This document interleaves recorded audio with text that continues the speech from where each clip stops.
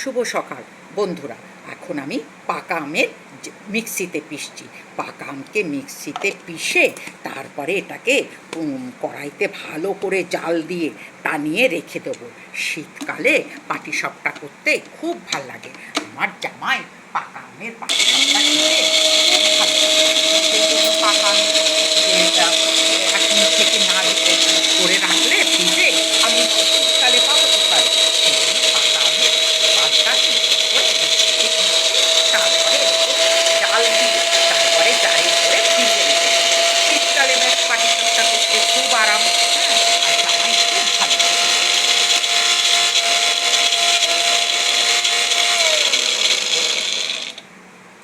সেই জন্য আমি পাকা আমকে এখনই করে এটাকে মিক্সি কড়াইতে জাল দেবো, একটু সামান্য চিনি, তারপরে ফ্রিজে এরকম করে ফ্রিজে রেখে দেবো।